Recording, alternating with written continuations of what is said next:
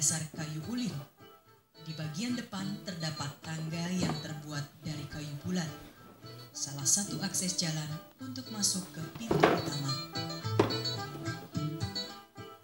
Pintu pada rumah betang ini menandakan orientasi secara arsitektural. Nah, orientasi dari rumah betang itu menghadap ke timur.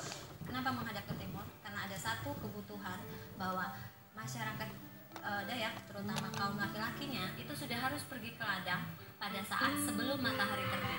Sehingga pada saat matahari itu mulai mengeluarkan cahayanya, cahaya matahari itulah yang menjadi sumber penerangan bagi mereka keluar dari rumah dan menuju ke ladang itu tadi.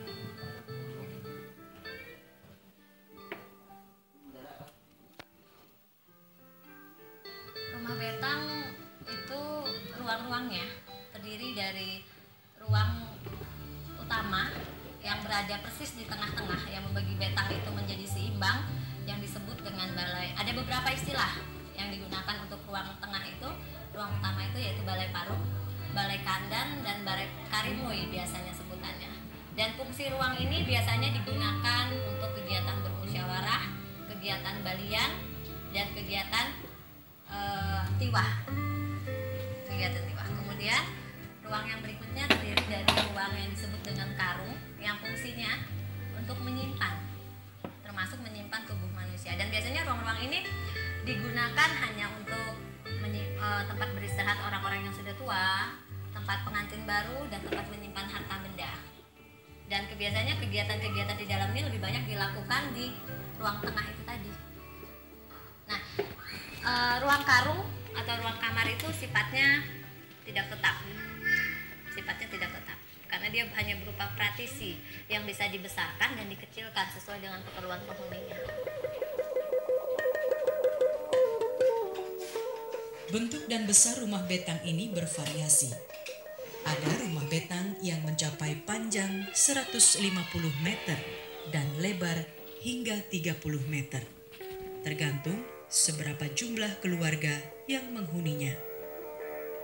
Semakin banyak jumlah keluarga yang menghuninya, maka semakin panjang rumah betang tersebut. Ini yang menjadikan salah satu tempat tinggal yang terpanjang yang ada di Indonesia.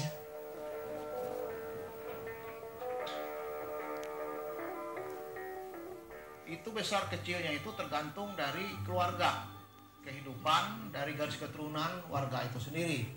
Itu intinya, dan mereka tidak seragam, tidak sama pada salah satu betang yang satu dengan yang lain, dan juga menggambarkan tingkat kemakmuran masyarakat itu.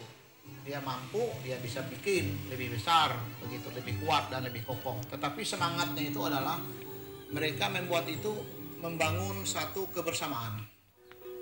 Dibangun dalam bentuk panggung dengan ketinggian 3 sampai 5 meter. Tinggi bangunan betang ini diperkirakan untuk menghindari datangnya banjir pada musim penghujan ataupun serangan hewan buas. Dengan paradigma yang beredar sekarang bahwa dikatakan rumah betang itu hadir sebagai betang itu hadir sebagai rumah panggung karena untuk menghindari binatang buas, untuk menghindari musuh, secara arsitektural tidak melihat itu, karena rumah betang itu hadir sebagai rumah panggung yang bersifat gigantisme, yang kalau kita lihat dia seperti sebuah rumah yang ukurannya besar seperti raksasa.